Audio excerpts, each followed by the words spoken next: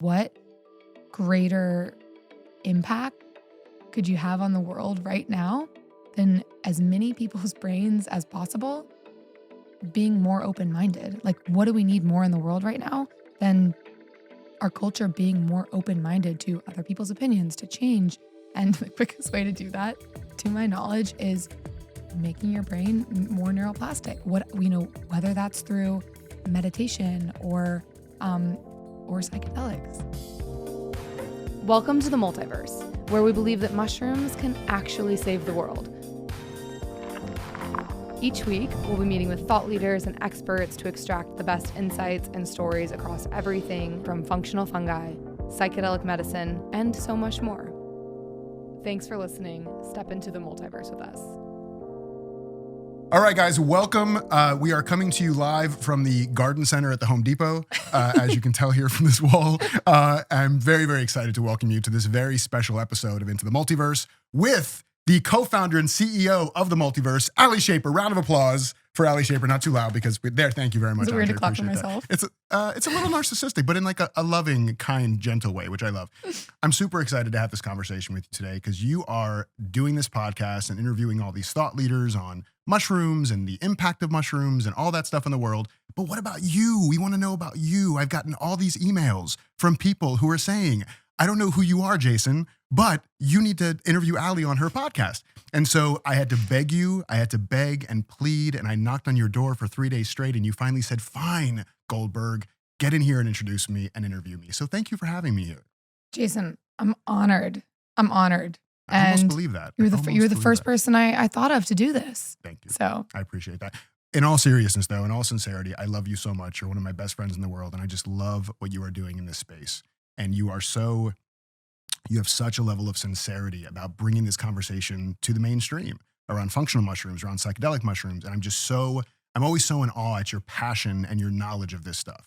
So for me, this is an honor to be able to bring more of that out of you so people who are watching really get a sense of who you are and why the multiverse was created to begin with. So are you cool to dive in? You cool to do some stuff? Cool to dive in. And amazing. Right back at you. Fantastic. So there was something you wrote that I really loved. You said, and I'm going to go, I like to quote brilliant people, so I'm just going to quote you because I think that actually makes sense. You said, mushrooms are a classic case of misunderstood magic. So what does that mean? Expand on that for me. It's a great question. And I think that that sentence is kind of why we're doing everything that we're doing, because mushrooms are not new. They've been used for thousands of years by indigenous cultures in Chinese medicine. They've actually been in even consumer packaged goods as hidden ingredients, but no one's really been paying attention to them until the last few years.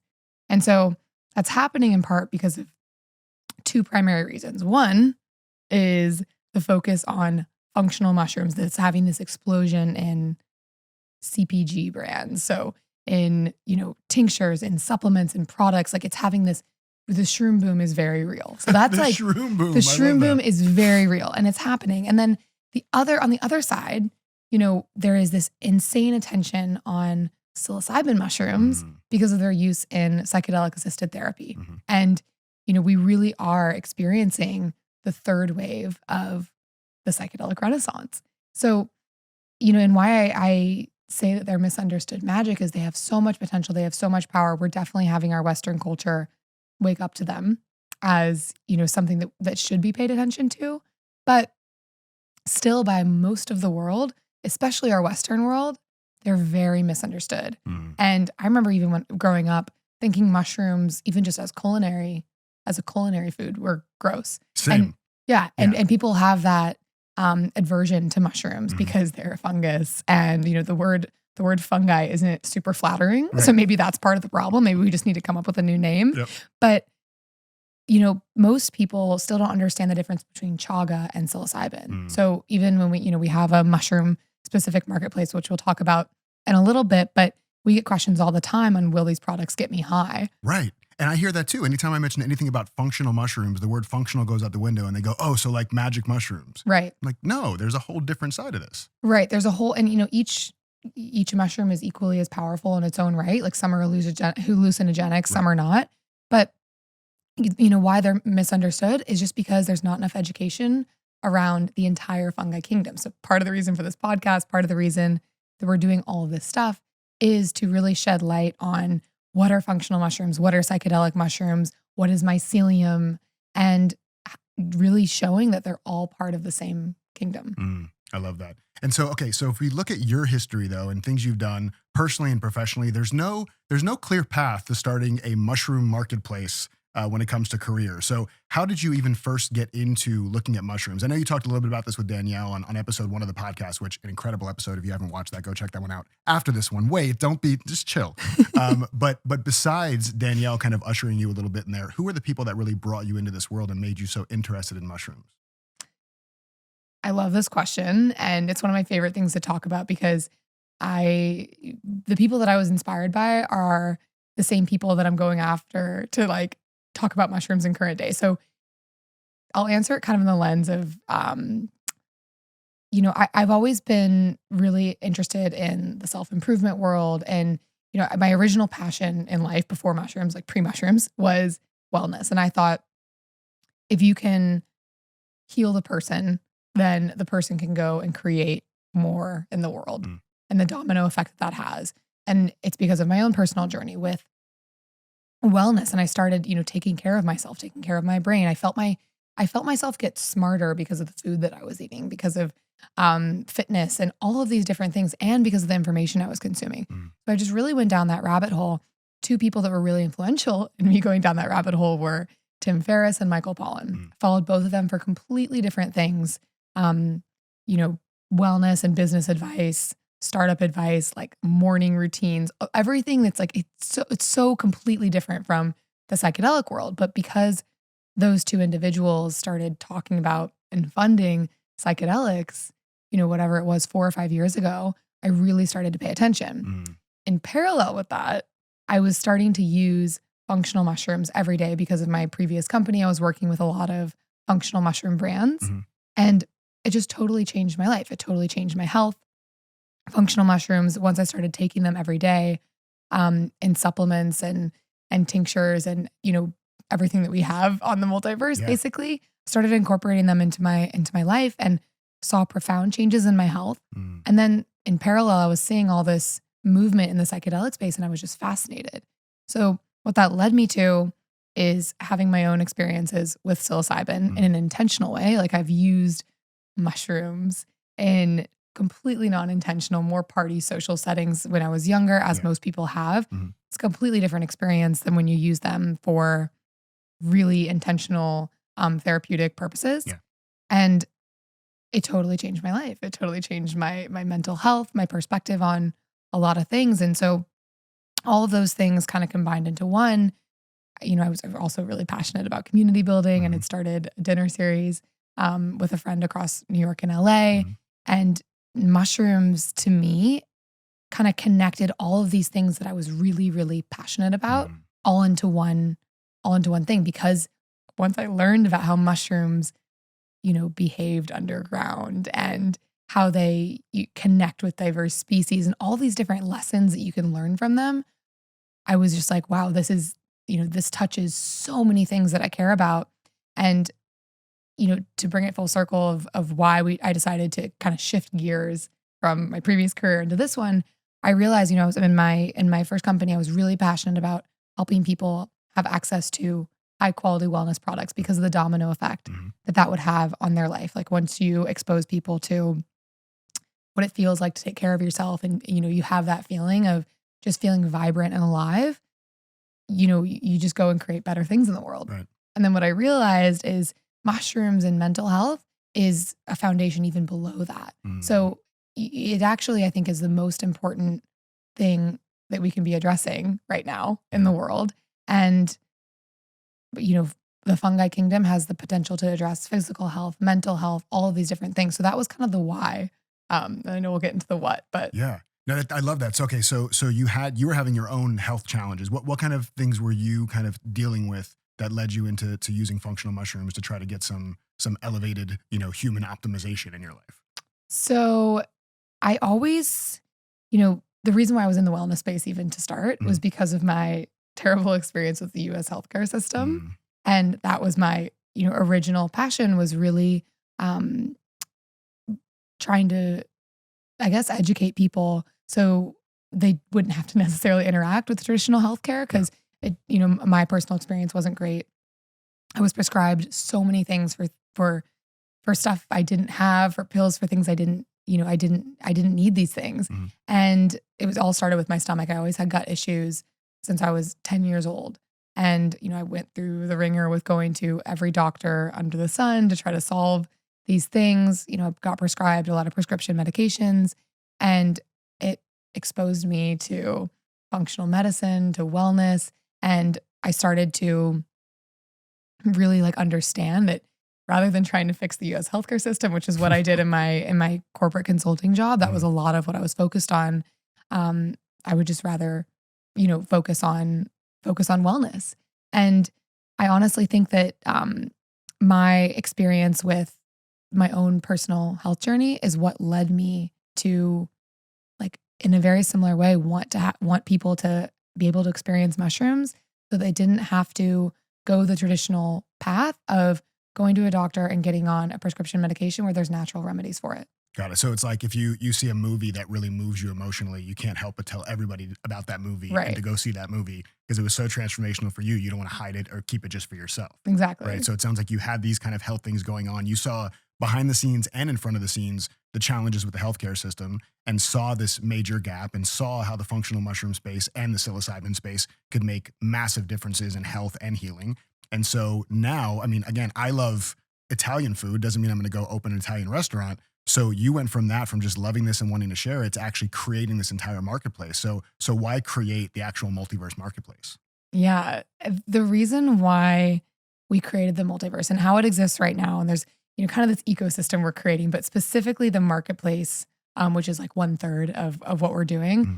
Specifically the marketplace was, when you're shopping for anything, why curated marketplaces are so great. I love them. I love Thrive Market. I love curation in general because we're all so busy. It's like the thing we've heard a million times. We're all so busy. We don't have time to do all this research ourselves. And the mushroom space is very misunderstood, as we've talked about. And as with any trend, the mushroom space is having this massive trend.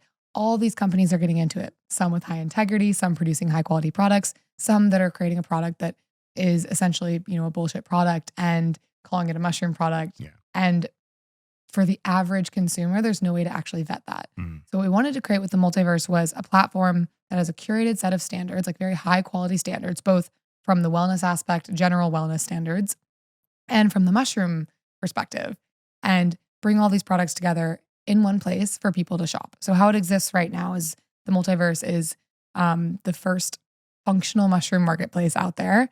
And we have standards for all the brands that we have on there. We have around 40 brands or a little over 200 products. Wow. And we're really specific about the brands that we work with. So there's general wellness stuff, no artificial sweeteners, no hydrogenated oils, kind of the general wellness things that you would expect. Mm-hmm. And then from the mushroom side of things, we are only working with companies that use a certain part of the mushroom, the fruiting body, which has been proven to be the most effective as a supplement. And there's a certain quantity of the mushroom that you have to put in there. And the reason for that is, we're seeing certain companies put 5 milligrams of chaga into a product, call it a mushroom product, and then a confused consumer is taking this, the product doesn't work for them, and then they think mushrooms are bullshit. Right. And we saw that happen very clearly with CBD. CBD is an incredible healing agent. And, we have friends that own CBD companies. And, they speak about this often about the companies that are not creating products with integrity. So, there right now is even CBD marketplaces that have vetted products, but it kind of came later in the game. And we're really early in the mushroom space still. Yeah. And I think that, why we're so committed to creating this curated set of standards is because if we have it up front and establish ourselves as a trusted source for consumers to know hey, they've done the research for me, then we can really build off of that and we can create a better industry overall. Yeah. And that's, I love what you said there because here's the other thing is that it's not just the marketplace, there's also Supermush, right? So you have your own product. So there's CBD marketplaces, but probably not people who also sell their own product who have a CBD marketplace. So you're bringing together essentially competition. You're bringing together competitive brands in your marketplace. And so I'd love for you to talk about kind of why you're doing that, why that's important to you to do, and even kind of like the overlap with how mushrooms work and how you're bringing that into the way the marketplace works. Yeah, it's my favorite question. It's actually the most common question we got from investors, which is really funny because, when we answered this, we could very clearly tell like who was going to align with our mission or not. Because, when investors would ask, so I see you're housing competitive products side by side on your marketplace and you're planning to launch your own brand as well. Like, how is that going to work? Like, that's not how companies work. That's not how companies work. That's not how companies work. And, we're really inspired by companies like Patagonia, which I've talked about on the podcast before. They actively make decisions against their bottom line because they're not, they're obviously a for-profit company, but they stand for environmental activism. So that's their number one priority. And in a very similar way, like obviously we're a for-profit company, but our number one priority is how do you get high quality mushrooms out to as many people as possible, functional for now, psilocybin education just for now. And why we created the multiverse in this way is, we do have competitor products right next door to each other on our website. We have 2 chaga tinctures right next door. And the idea is, the space is big enough for everyone. And we really want to embody the spirit of the mycelium network in the way that we're operating, just even from a company culture perspective. And so for people that don't know what mycelium is, I know we've talked about this at length before, but mycelium is basically the underground root structure of mushrooms. So when most people think of a mushroom, they think of the fruiting body, which is 5% of the entire organism. So it's what you would picture popping up out of a grassy field. The typical red mushroom with like white dots on it that's what people think of when they think of a mushroom. Right. Thanks, Super Mario. Thanks, Super Mario, right? The 95% of the rest of the organism is mycelium that lives underground. And mycelium lives under every step that you would ever take all over the earth. And it's really, mushrooms are the tip of the iceberg. And underground, how mycelium operates is they connect all living things on earth. Like everything that's living, mycelium touches. And they collaborate with diverse species. You can send nutrients through their root structure.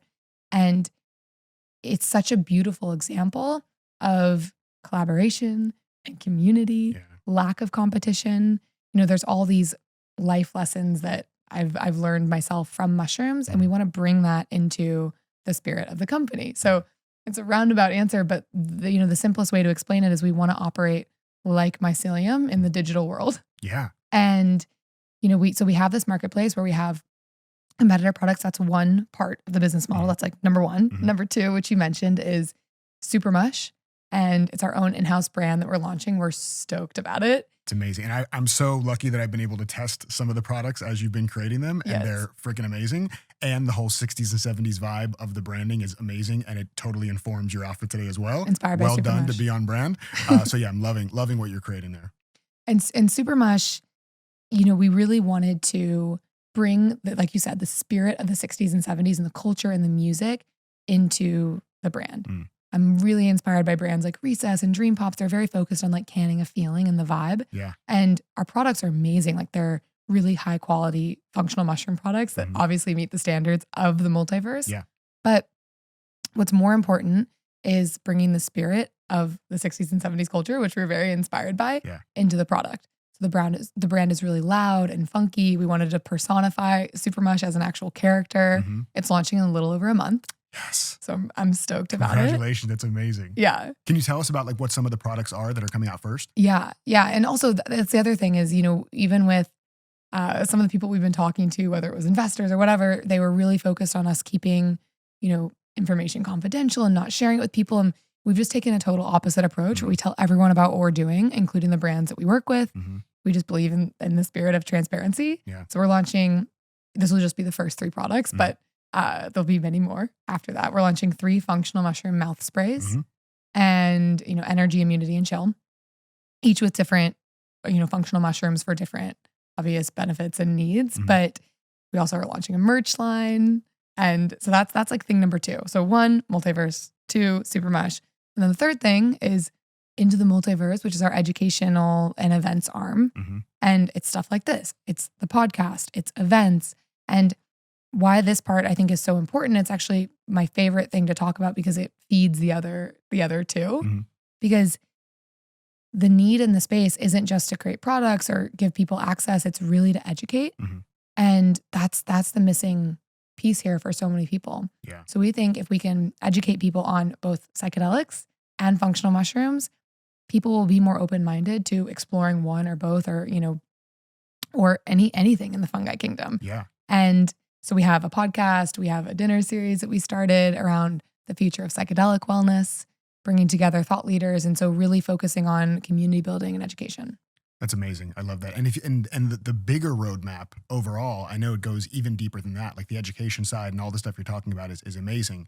And the bigger picture of how it affects public policy and getting into that, becoming an ally for the legalization of psychedelics for assisted therapies and things like that. So give me a little more insight on the roadmap for the bigger vision for the multiverse.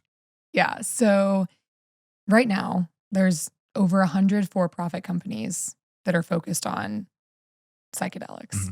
and which is wild. Yeah, that's just wild. Saying that, yeah, it's incredible. Yeah. The companies are going public all the time, or it's the space is exploding from the psychedelic avenue, and what we're obviously everything we're doing with Multiverse and Supermush is functional, legal mushrooms. Yep. And so it's functional, legal. Everybody functional, watching. legal. Functional. Okay. Just want to make sure I functional drove that and home. legal. Yeah. You can buy them in a grocery store. And while we're doing that, we also want to be really supportive and serve as an ally to all of these companies that are doing this incredible work in the psychedelic assisted therapy space. And what you and I have talked about before is the white space, which we're not actively involved in yet, but we're looking at getting involved in, is like, how do we be a part of supporting public policy change around these measures? And if you look at Measure 109 out of Oregon, which helped legalize psilocybin for medicinal use statewide in Oregon, which is incredible. It was a measure by the people that corralled a bunch of people that were passionate about psilocybin therapy to get that initiative passed. And so in a similar way, I'm very, very passionate about microdosing. It's helped hundreds of people around me. Yeah. It's been such a profound change for my own life, for a lot of people that are really important to me.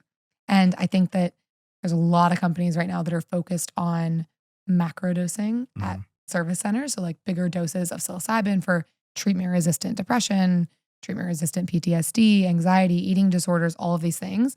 But not a lot of people are focused on this, whatever you want to call it, healthy, normal category, like who's really in it. Right.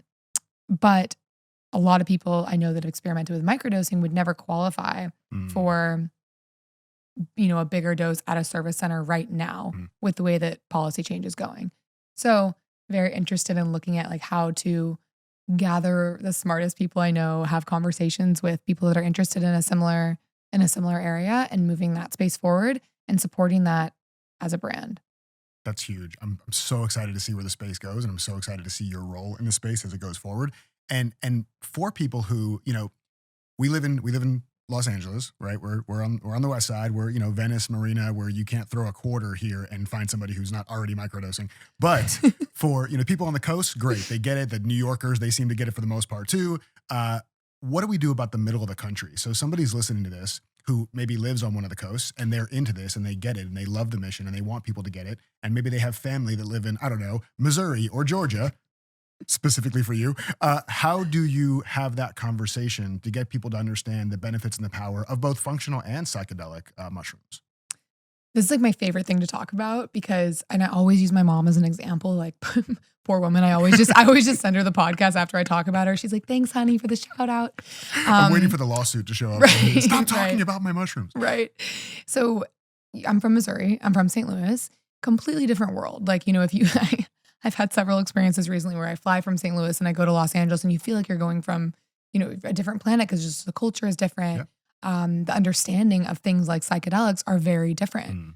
And that's just by the nature of location and the type of industry that is organized in both places. But for someone who is in this mushroom curious category, so someone who's maybe heard of mushrooms but has no idea really where to start, it's so important for them to understand and I actually realized, to bring it back to what we talked about originally, the reason why I changed my mind about psychedelics is because reputable people from completely different industries, it wasn't like I was following a bunch of hippies from the 60s and 70s that were, talking about psychedelics. It was reputable people that I followed in business and wellness and all these other industries started legitimizing and normalizing psychedelics and talking about how they incorporated them into their own life, their own experiences, and why the space was important. And so I think it's so, so vital for people that are maybe reluctant to open their mind to not only psychedelics, but functional mushrooms. Like I have some people that won't even, take chaga because they're nervous about it. Right. Still think it's going to get you high. Right. But I think it's important for them to get information from reputable people, successful people that are talking about the space. And I really think one of the most, the go-to resources that I point people to, Fantastic Fungi, which is an incredible documentary. It's one of the top trending documentaries on Netflix right now. Is it really? Yeah. That says a lot. It's massive. It's massive. Wow. And so for people that haven't heard of it, it's called Fantastic Fungi. You can find it on Netflix or on their website, fantasticfungi.com. It's an incredible depiction of mushrooms as a whole, like really showing the entire fungi kingdom, what's happening with mycelium, what's happening with functional mushrooms, what's happening with psychedelics. It's like an 1.5-hour documentary. It's such a good starter kit for people. So that's number one. Number two is there's a book that Michael Pollan wrote called How to Change Your Mind, which a lot of people have heard of now at this point if you're in the space. And it really was one of the most, I guess, a lot of people think it's the most transformational piece of literature in the psychedelic space that's happened in the last, few decades, because he's this reputable doctor that went on his own journey with psychedelics and, totally had a different perspective when he started the book. And then as he's writing it, he speaks about his own changing of his mind, which is really cool. And so for someone that's in an area where you're not in Venice and you're not getting chagachinos and people aren't microdosing all the time, I think, how you have a conversation with someone like that and how I answer it for people that I go back and talk to, my mom being a great example, is starting to share with them these resources and specifically just speaking about the research that's happening, like sharing, hey, there's a study that was done with, hundreds of people where 80% of them came out of the study, say it was cigarette addiction or PTSD, whatever it is, came out with their symptoms gone or significantly diminished symptoms. It's just the research is so profound that it's undeniable. It's still difficult for people that are working in the space that are getting all these trials approved through the FDA. Even with these profound numbers and statistics, it's still difficult for them to get FDA approvals, but it's undeniable now at this point. So the fear of shutdown that happened in the 60s and 70s with all the research that was going on, because the same research was happening then, I think it's no longer as much of a fear. There's obviously concern about moving too quickly and what that means for the space, but we've kind of like passed the point where you can really deny the validity of what's happening. Okay, so just so I'm clear, I should stop secretly dosing my mom with magic mushrooms? Stop secretly dosing her, maybe only on Monday, Wednesdays, and Fridays. Stop drugging mom. Sorry, mom. She's in the cosmos right now. She doesn't even know what we're saying.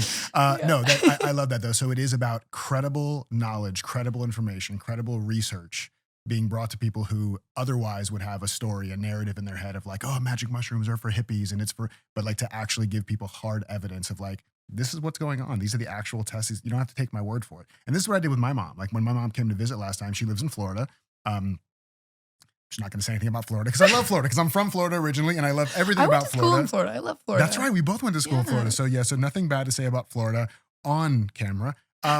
But I had to educate her. So she came out and I told her about some experiences I had both with functional mushrooms and with psychedelics. And she was immediately like, psychedelics, that's the stuff we did as kids in the 60s and whatever. That's like for partying. And so I sat down with her and kind of told her about, first of all, just my experience, like what, she trusts me, I hope, being her son. And so I told her about my personal experience of what it's done for me. And then I also kind of showed her like, here are people that are very reputable talking about this stuff. And by the end of the conversation, she wanted to microdose. She was ready. She's like, if there's any part of this that's real, I'm willing to experience it. So I'm firsthand of like, doesn't matter where you come from or what your belief is around it to start. I totally agree with the right information. You can open your world up to it. And I think, even what you just said about, she started to open her mind to microdosing, which is microdosing in and of itself is a sub-perceptual amount of psilocybin or another psychedelic. Right. Doesn't just have to be psilocybin, where you're not supposed to feel it. Right. So, if you take too much of a microdose, obviously you'll feel it, but it's much less scary for people that are scared of losing their minds. Like that is the fear. People think that your brain is going to be the egg in the frying pan, the classic video that everyone mentions. It's like, it's not. But I also think what's really important for people to understand and what really shifted my perspective is visually. In Michael Pollan's book, he has this visual representation of brains, and it shows a brain that's in transcendental meditation and a brain that's on psilocybin that has psilocybin in it. And the brain scans are almost identical, which is crazy. And, he also shows a normal brain, like, no psychedelics, and a psilocybin brain. And you can see the neurons connecting across the brain, which is just so wild to see. And a lot of people, like when, if you have psilocybin in your system or if you've tried psychedelics, you can feel, like people report feeling your brain connect in different ways.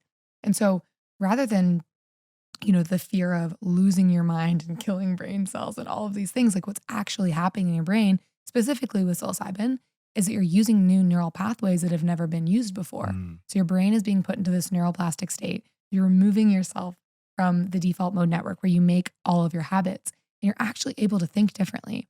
Why microdosing is so cool is your brain is in that neuroplastic state while you're in your life versus, when you go and do bigger doses of psychedelics, whether it's at, a therapy center or at a retreat center in Costa Rica, wherever you do it, you are usually in an eye mask and a blindfold, and you're having that own experience in your own brain. Microdosing is putting your brain in a neuroplastic state while you're just going about life, which I was having a conversation about this yesterday. I was like, wow, what greater impact could you have on the world right now than as many people's brains as possible being more open-minded? Like, what do we need more in the world right now than our culture being more open-minded to other people's opinions, to change?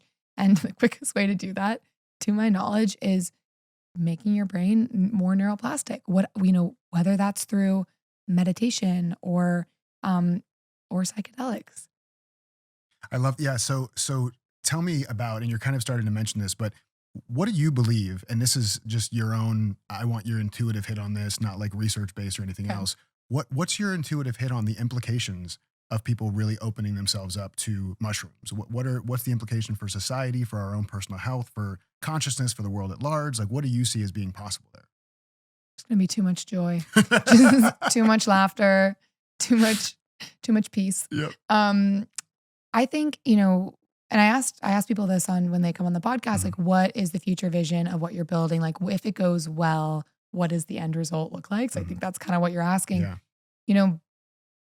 I think that if everything that we're doing goes well and the people we're collaborating with, again, like we're all rising together, what happens is that if people can have more functional mushrooms in their body, use psychedelics for therapeutic purposes to really open their minds to change, we will just really have a more connected planet. Like the number one thing that people report when they come off of a psychedelic experience is, in some form of these words, is we are all connected. We are all one. You are me and I am you. Like it's this thing that you feel of really understanding that we're not disconnected from nature. We are part of nature.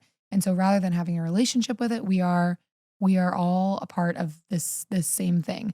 And I think to really feel that and have the same, to feel like we are connected to the planet and those we share it with is I think the number one thing that we can do. Yeah. So I think if everything goes well, like that is the goal. And if that mindset can happen for as many people as possible, it'll change so much. Yeah. And just from specifically the mental health aspect, like that's that's kind of the cherry on the top feeling that people get. But just from the core, looking at the numbers of over 1 billion people in our world, just 1/8, ish of the planet suffer from some sort of a mental health disorder. So the total addressable market for psychedelics, psilocybin, and other psychedelics that are being studied right now is massive. And to get 1/8 of the population where they're able to not be dealing as much with those mental health issues would just, you can just look at the change that would have. And what do you think is the role of all this education and advocacy and people having this conversation on the pushback or the conflict that may come up with big pharma? How does that work in your mind? Yeah. So this is, again, one of my favorite subjects because it was my old world. Like I looked at the healthcare system, and I actually, with my consulting job, put together one of the first end-to-end maps with the team I was working with of the US healthcare system to try to identify all of the profit pools and why are all these players, there's 8 or so players in the value chain from manufacturer of a drug to end consumer. Arguably 3 or 4 of them don't need to be there. It's just to hike up the price of the drug. Something that starts as a $16 pill is end up being sold to a consumer at $365, right? Yeah. So we know this works. The things that are prescribed most of the time have a higher profit margin. Yeah. That's just the way that our system works. The reason why psychedelics haven't been really attractive to big pharma or the healthcare system is because once you take psilocybin one time, and this was something that blew my mind about it and really got me fixated. I was like, wow, rather than being a lifetime customer of the healthcare system, whether you're on an SSRI or another medication, and ADHD medication, some of the most commonly prescribed things, you go in and have a psychedelic experience one time, and maybe you repeat it a few other sessions, but then, you're done. You don't, it's no more continuing to take pills every day until you die. Obviously not as attractive as a business model for big pharma. And so, I think your question is what is kind of going to happen with the pushback? We don't know, but I think there's a business model that people are trying to figure out to integrate it into pharma where it works, right? Like where, and who's to say how that will play out? But the reason why it hasn't been picked up super, super easily is because it's not the traditional model. Yeah. But that's going to be driven by the people, right? The more and more people get educated and informed and experience this stuff, the companies have to respond at some point. Well, and I think what's really interesting, and I was listening to, this was probably 7 years ago, I was listening to a podcast about someone who worked for Coca-Cola. And the reason why she started to initiate change within Coca-Cola was because she saw her son getting sick. And she would, because we're so disconnected from that, right? Like we're doing something and we go in, it's just our job. We're just kind of a cog in the wheel for that job. We're not really super connected to the effects that it has. But this woman was saying, whoa, like now I saw what was happening to my son from him drinking Coca-Cola every day and his health. And so she started to initiate change. And I think what's so amazing about what's happening right now in psychedelics is that people are experiencing this for themselves, or someone around them they see it, right? That's up close and personal. For us, it's like most people in our community have had a really strong touch point or a life-changing experience or multiple or many with psychedelics. But once you have successful people that someone wants to embody for whatever reason, start to come out of the woodworks and talk about this and normalize it, that's when you really have culture change. And one of the reasons why I'm excited about the podcast and bringing on certain people is because they're really, successful people in their own right, and asking them about how they incorporate mushrooms and psychedelics into their life, both functional and psychedelics, so that we can really help normalize it and destigmatize it. I think that's the quickest way to diffuse something, is just to talk about it.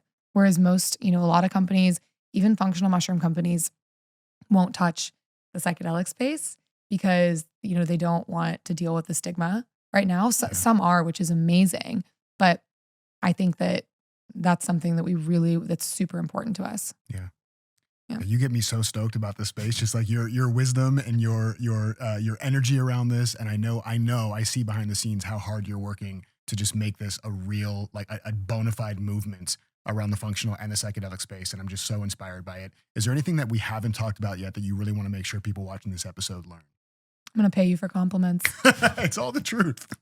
It's just the mushrooms that I put in your drink. It's like, it's all those functional mushrooms. Oh, sorry. It's that chaga. It's a chaga. I think that we've covered like so much of my passion for it. I think that what I am, I think that when people say like, why do you care about what you're doing is, it's really like, we kind of touched on it. I think that the lessons that I've personally learned from mushrooms, and as I look at like how they operate and as I see like how much of an impact they're able to have, I really just want people to understand like how big this is. And the mushrooms, we say all the time, it was like the cover page of our pitch deck when we were raising money for this. We're like, we think mushrooms can save the world. It's not a line that we've come up with. Paul Stamets has an entire TED Talk on this. But what's crazy is, functional mushrooms are making their way into all of these CPG products. Mycelium is being used, which mycelium is the underground root structure of mushrooms we talked about earlier. They're using mycelium, companies, to create leathers and building blocks. And mushrooms are being even used to reverse environmental damage through a process called mycoremediation.